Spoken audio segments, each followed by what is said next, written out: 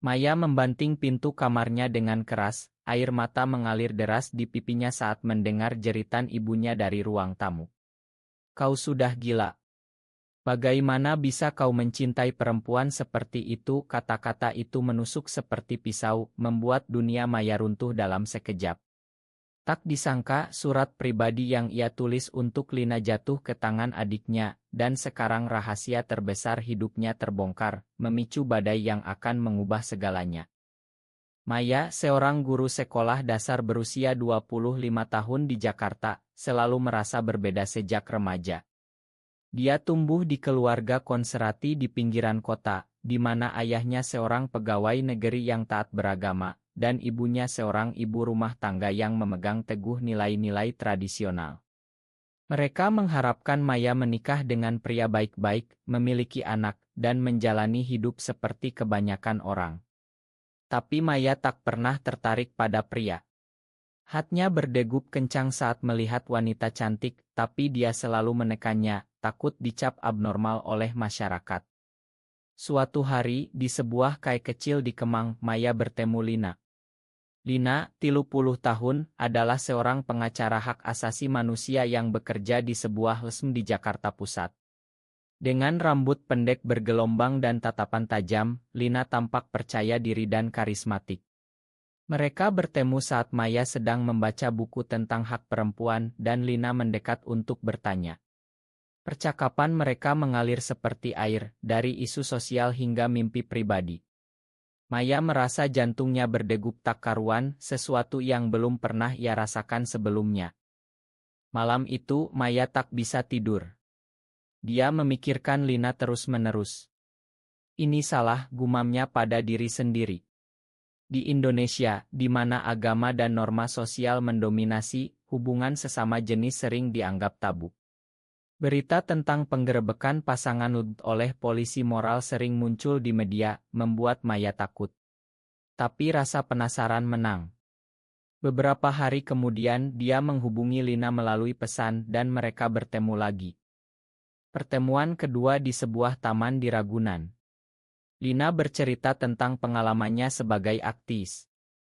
Aku pernah kehilangan teman karena orientasiku, kata Lina dengan suara pelan. Maya terkejut, Lina terbuka tentang dirinya sebagai lesbian. Tapi aku memilih hidup jujur pada diri sendiri, meski harganya mahal. Kata-kata itu menyentuh Maya. Untuk pertama kalinya, dia merasa tak sendirian. Mereka berjalan-jalan, tangan mereka saling bersentuhan secara tak sengaja, dan Maya merasakan getaran listrik.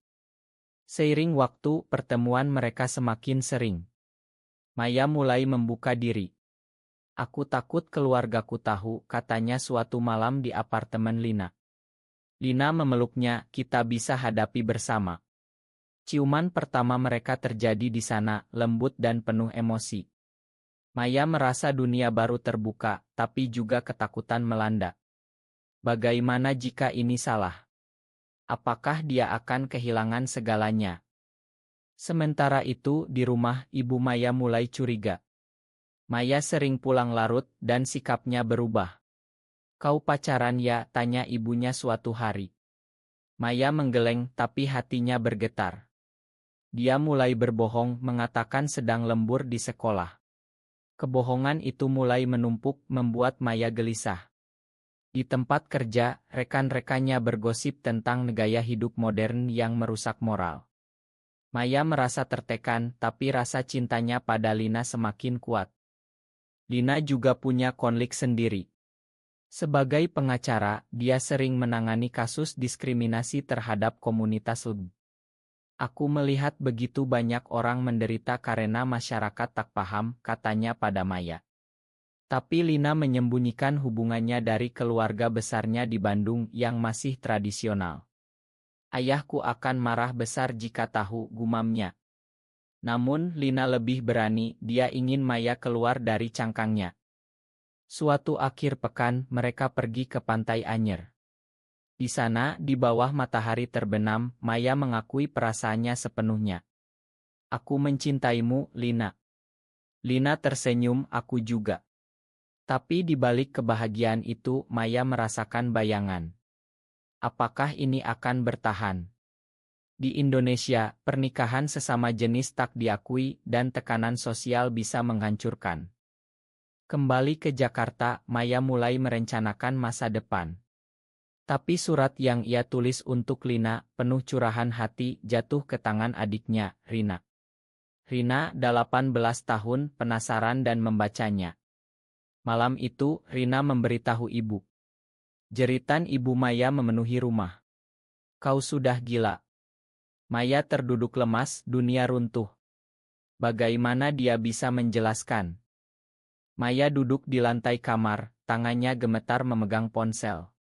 Pesan dari Lina, aku di sini untukmu. Tapi bagaimana? Ibunya telah mengunci pintu rumah, melarang Maya keluar.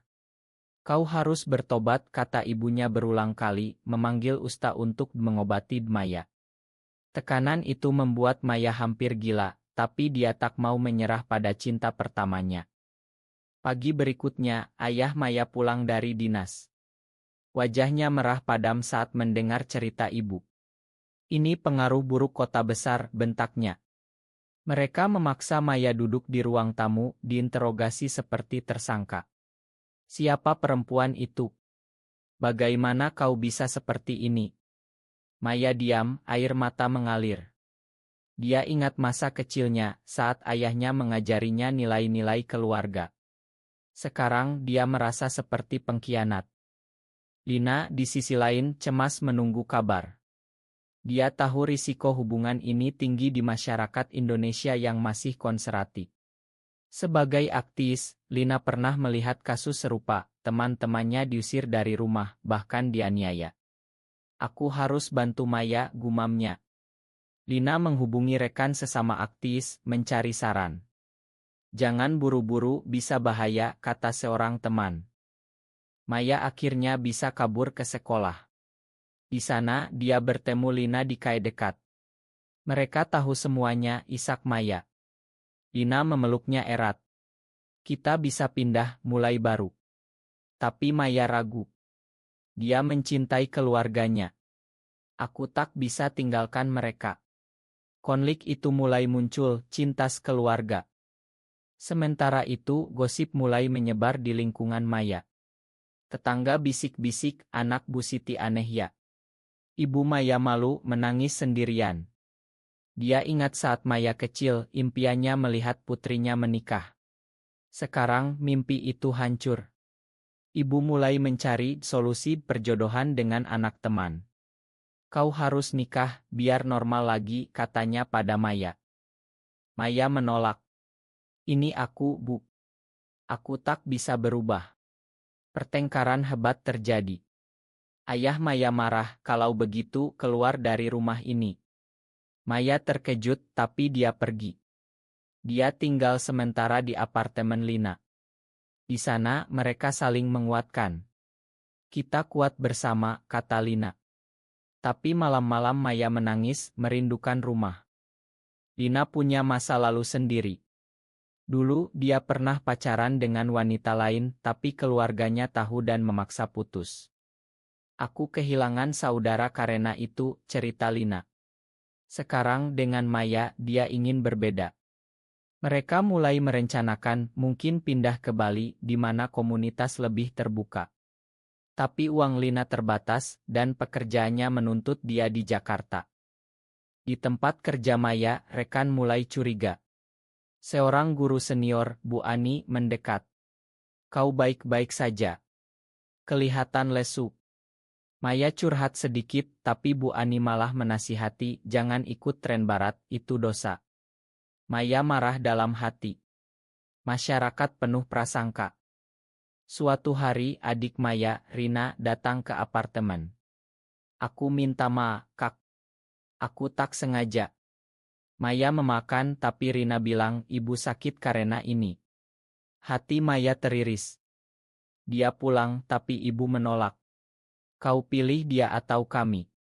Pilihan sulit, Maya memilih Lina, tapi dengan hati berat. Konflik meningkat saat Lina mendapat ancaman. Seorang klien konservatif tahu tentangnya dan mengancam laporkan ke polisi. Hubungan seperti itu ilegal di sini, katanya.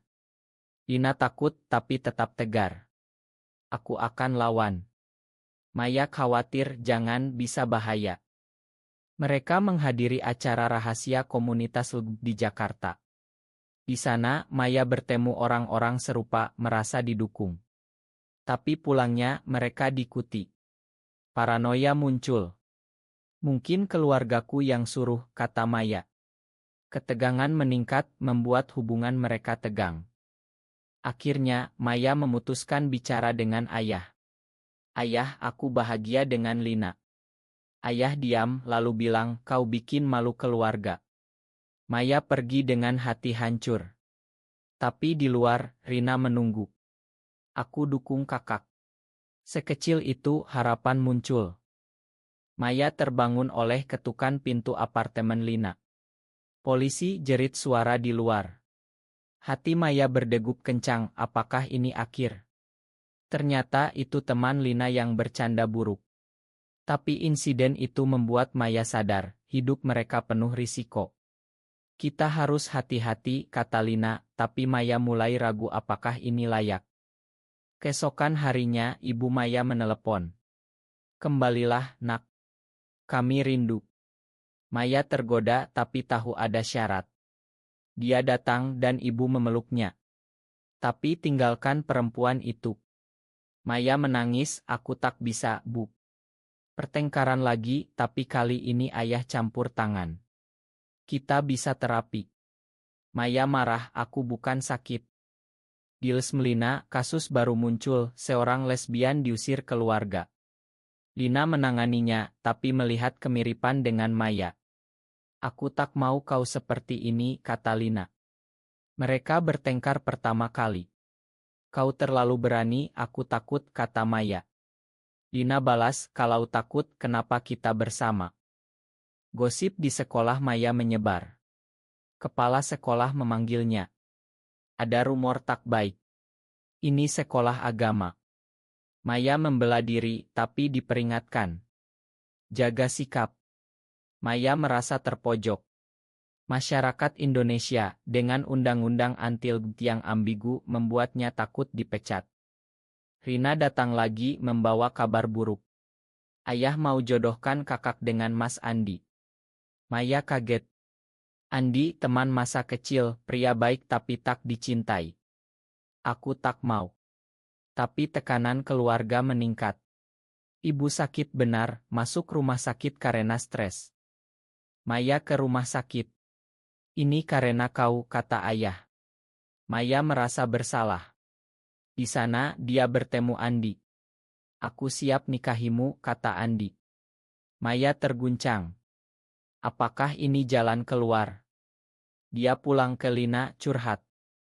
Lina marah, jangan pikir itu. Tapi Maya bilang, mungkin aku harus korban demi keluarga. Konflik internal Maya memuncak. Malam-malam dia bermimpi buruk, kehilangan Lina atau keluarga. Lina mencoba tenangkan, tapi hubungan retak. Kau pilih mereka, tanya Lina. Maya diam. Suatu hari, demonstrasi anti-LGBT di Jakarta. Lina ikut lawan sebagai aktivis. Maya takut, tapi ikut. Di sana, mereka bertemu kelompok radikal. Keributan terjadi, Lina terluka ringan. Maya panik, ini terlalu berbahaya. Pulang, Maya memutuskan, aku harus putus. Lina terkejut, kenapa? Maya bilang, demi semua. Tapi Lina tak terima. Ini pengecut. Mereka bertengkar hebat, kata-kata menyakitkan terucap. Maya pulang ke rumah. Keluarga senang, tapi Maya hancur. Dia setuju dijodohkan. Tapi di dalam, dia rindu Lina. Rina tahu, kak, jangan bohong diri sendiri. Lina sendirian minum-minum. Teman menasihati, lepaskan. Tapi Lina tak bisa. Dia kirim pesan, aku tunggu keputusanmu. Maya bertemu Andi. Aku tak cinta kau, katanya jujur. Andi paham, tapi keluargamu butuh ini. Maya merasa terjebak dalam mautun oce, bohong demi keluarga atau jujur demi diri. Pernikahan Maya dan Andi diumumkan. Undangan disebar, keluarga bahagia. Tapi Maya seperti Ombi. Ini salah, gumamnya. Lina tahu dari Rina hancur. Dia pilih aman, kata Lina pada teman. Tapi dia tak menyerah. Lina datang ke rumah Maya malam-malam. Kau tak bisa lakukan ini, kata Lina. Maya menangis, aku harus. Mereka berpelukan, ciuman terakhir penuh air mata. Pergi, kata Maya. Lina pergi, tapi janji aku akan lawan untuk kita. Di rumah, ibu Maya sembuh, tapi curiga. Kau masih hubungi dia. Maya bohong. Tapi Rina tahu dan marah. Kak, ini pengkhianatan pada dirimu. Rina konfrontasi keluarga. Kalian paksa kakak. Ayah marah, ini demi baiknya. Pertengkaran keluarga pecah. Maya diam, tapi dalam hati setuju Rina. Malam itu, Maya kabur lagi ke Lina. Aku tak tahan. Mereka berdamai, tapi sekarang Andi terlibat. Andi tahu rahasia, tapi diam. Tapi pengkhianatan datang dari dalam. Seorang teman Lina, Jalos, bocorkan hubungan ke media sosial. Foto mereka beredar. Maya dipecat dari sekolah. Ini tak pantas untuk guru, kata kepala. Keluarga Maya marah besar. Ayah usir Maya permanen. Kau bukan anakku lagi. Maya hancur, tapi Lina dukung. Kita pindah. Tapi uang habis, Lina kehilangan klien karena skandal. Maya depresi, salahkan diri. Ini harga yang kita bayar. Lina bilang cinta tak gratis. Mereka pindah ke apartemen kecil di pinggiran. Tapi masalah belum selesai. Kelompok radikal ancam Lina. Hentikan aktivismu. Maya takut berhenti saja.